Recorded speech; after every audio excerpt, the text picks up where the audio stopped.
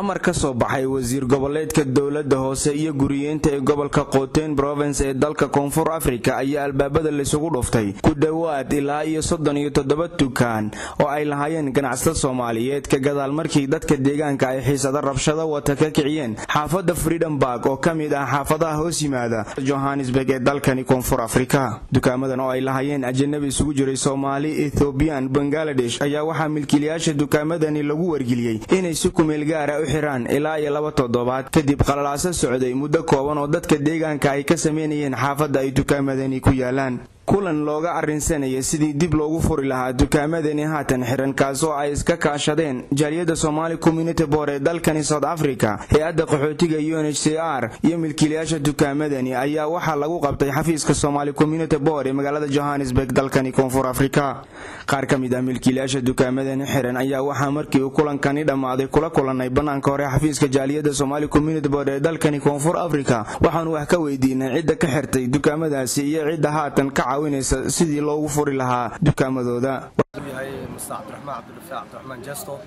degan xaafadda Freedom Park ee koonfurta Johannesburg ayaa waxa dhacday in 11kii bishii December dukaamadeeda la xiray. dukaamadana waxa xiray niman local business oo South African ah waxayna noo kaashadeen dhammaan stakeholders ka degan area-deena ayagoo maxaan ku raadayay noo adeegsay dhammaan dadkaas dukaamadeeda oo ilaa hadda aan xiran sabab oo rasmi ah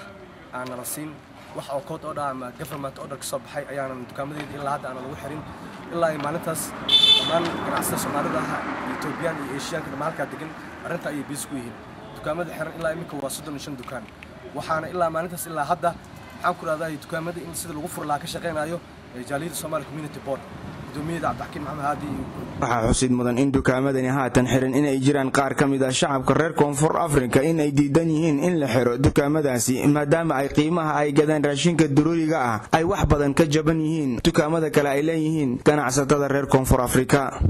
si kastaba haatee jaaliyada Somali Community Board ee dalkani South Africa ayaa haatan waxay dadaal xoogan ugu jirtaa habeen iyo maalin oo ay kala xajoonaysaa dawladda Koonfur Afrika sidii dukaamadaasi dib loogu furi lahaa iyadoo ay haatan qabteen qareen u dooda waxaana lagu ballansan yahay in 2 isbuuc kadib la isku yimaado iyadoo jaaliyada haatan dusha u ridatay mas'uuliyadda kale ee dad ajaanib ah oo South Africa ku lahayn jaaliyada sharciyeysan ama mid ay ku midaysan yihiin. waxaan sidoo kale la kulanay gudoomiyaha jaaliyada Somali Community Board ee dalkani Koonfur Afrika Abdulhakiim Maxamed Haadi wuxuuna ii sheegay in ay rajo wanaagsan ka qabaan in dib loo furo dukaamadaasi haatan xiran. waxaanu igu mahmaahay arrinka ku saabsan dukaamadan la xiray mahmaah Soomaaliyeed oo oranaysay adigoo harsan waayay ma lagu soo hoyday oo uu la jeeday mas'uuliyadii culayska Soomaalida ay qaadeen ayaa waxa haddana loogu daray mid kale oo dad aan Soomaali ahayn oo ay hadda mas'uuliyadda ka qaadeen. Cabdinaasir Soomane, Universal TV, Johannesburg.